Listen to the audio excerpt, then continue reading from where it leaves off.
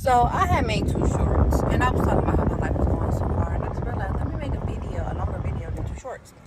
So, anywho, so to catch y'all up, I was talking about my husband been in the hospital for his sugar being too high. We getting that situated because it was a life scare. He's taking his medicine. He just got, a lot going on, which I've been continuing to pray about and praying that the Lord will help heal us, heal him from this. But it's a process, and I'm glad we got everything together now. Also, got to get myself situated. I'm realizing I need to wear proper shoes for my feet because the swelling and stuff I keep having, and that's causing a lot of friction and all that with my feet. It's hard to walk and all that. So even though I made him finally go to the doctor, I need to get myself in the doctor too. So we was talking about the incident that happened at my job, but the 2 customers was saying, members was saying that I threw food at them. So we both been waiting for to get the video footage so they can clear my name because I didn't throw any food at them. Only thing I said to them was they can go home and cook. Yeah, I've got to spray my hair and all that. And one of my co-workers was like, you probably shouldn't have said that. You probably should have just given a cup, had tell them to have a good day. Which I kept telling them to have a good day, y'all. But they didn't want to listen. They just wanted to argue. And it's just like, what y'all arguing with me for? Like, don't argue. Just have a good day. Yes, you waited for a while to get y'all stuff, but now y'all got it. Now y'all sitting here still want to argue with me. And I had felt guilty because I let my flesh take control and I shouldn't have. But I snapped a little bit when he threw that ticket down in front of me on the counter. And it's like, who does that? Like, that is so disrespectful. Like, you don't have to do that. Like, they had their food. They were waiting on their drinks. I came up just to help. I'm pushing all the stuff down so we can have everybody orders out so we can get their orders together. But you're going to slam your stuff at me and tell me what you want? We're not doing that. You're going to respect me because I'm respecting you. Understand you've been waiting a while. Understand everybody moving slow, that you want them to pick up the pace. But it's a lot of people in here, and it's a lot of people that want their stuff. So it's like, just be generous. But they weren't trying to hear that. So that is a confession that I do have, that I am working on, and God is still working on me. And I was telling God, I was like, listen, I need my name cleared. Like, all I could do is let my work show, but I'm not out here disrespecting people like that. I will never throw food at people. Now, if I have to lay hands, that's a different story. But I never throw food at people. And only people that I whoop is my kids when they need whoopings. Other than that, we talk to our kids. Other things that I've been dealing with is self-care. I don't really do too much of self-care. And I think that's caused a lot of problems as well because I'm always worrying about my kids and worrying about my husband now. I forget to take care of myself.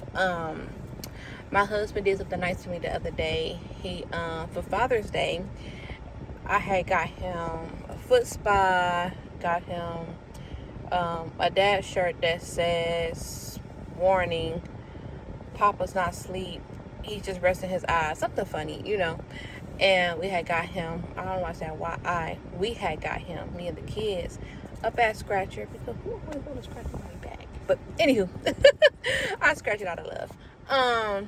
A back scratcher, even though I know for sure I'm still gonna be scratching his back because he's gonna be like, it's not working. We got him a little funny big jumbo cards, and he enjoyed his gift. Also, what else I'm confessing about?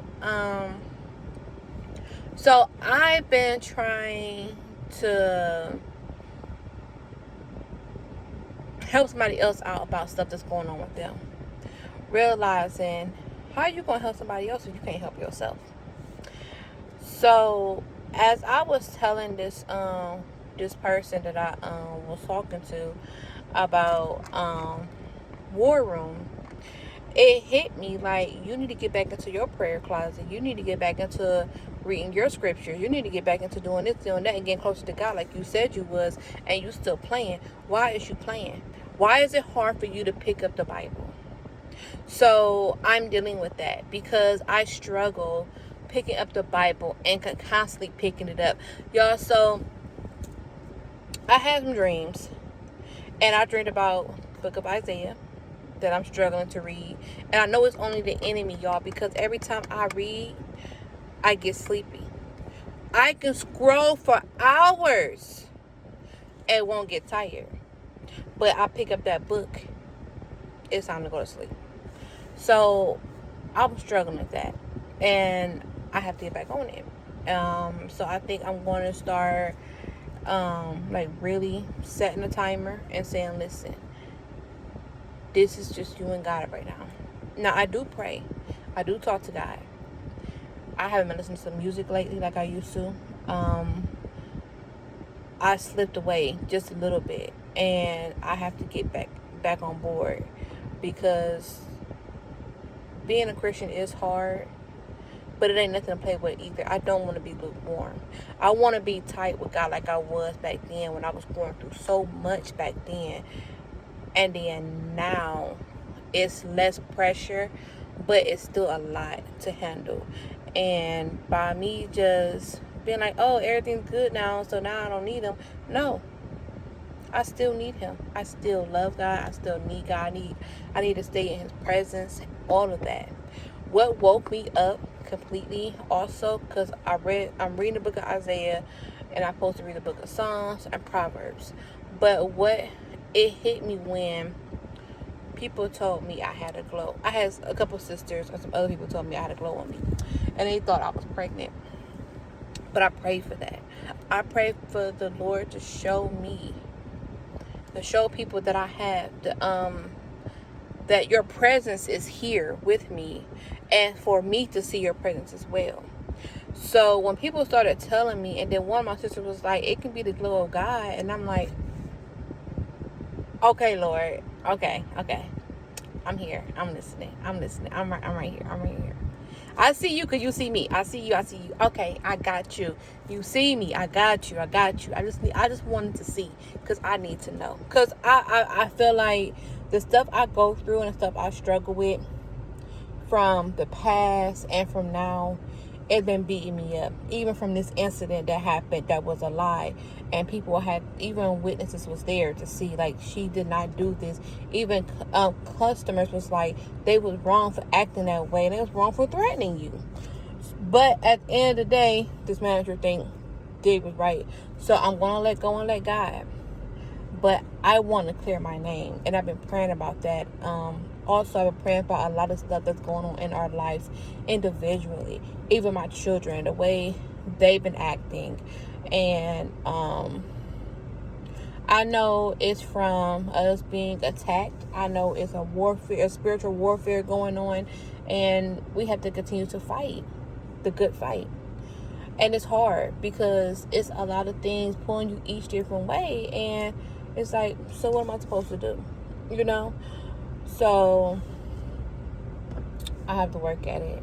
I have to look at different things in my life. I need to just separate a lot of stuff out of my life and just pray about each thing. And I'm doing it now. I'm starting to do it now, because when I had told the person yesterday about War Room and they need to read it, and I can find scriptures for them, and it made me open up my eyes. Like, you need to find scriptures for yourself and get down to the get down. Like, what you waiting for?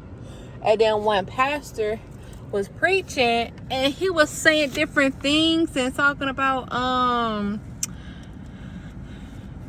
you want so much, so the Lord, like, basically just saying, like, you want so much from the Lord, but you can't take the initiative to open up the Bible and spend time with the Lord. It was like, oh, okay, you hit me all type of ways, but I respect that. Even with finance, Like, I pray about being financially stable. And it's like, how you want to be financially stable, but you're not taking the first step of becoming financially stable. Okay. Like, all right, Lord, you hit me all type of ways. Like, everything I'm praying for, and it's funny. It's not funny. It's I want to say soothing. I know you're probably like, how is it soothing for you that every time you pray for something, the Lord the pastor preaching about it, and the Lord talking directly to me. So it's like, it's soothing to hear that the Lord hears me. He hears my cry. He hears my frustrations. He hears when I'm happy, when I'm sad. Like, he hears it, because I talk about it. I talk to him about it. I tell him how I feel. I tell him what I'm going through. I even ask him how his day is, because listen, at the end of the day, the Lord be Lording. He be handling his business, and somebody needs to ask him how he doing today. Like, okay, I know you going through a lot, Lord. I know you gotta do this, doing that, but how you doing? Like, that's how like tight I was with him back then, and I want to get that back, and I want to be better at it. I had some people that be joking around with my husband. Sorry, y'all, I don't know how to clean this stuff up, but my sister told me to try pink on my ceilings. I'm gonna try it, because my daughter asked me today, what is that stuff on your car? Y'all did it. What we talking about? Like, we did that? Yes. Like, you kids be tearing my car up. But anywho,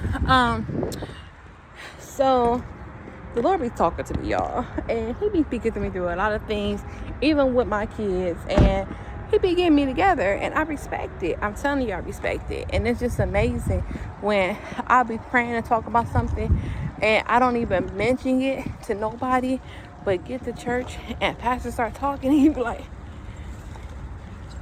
what? But anywho, my life is swirling all over, but I know God got me, and he showed me different ways, and I appreciate it. But I'm about to head into work, so I'll talk to y'all later.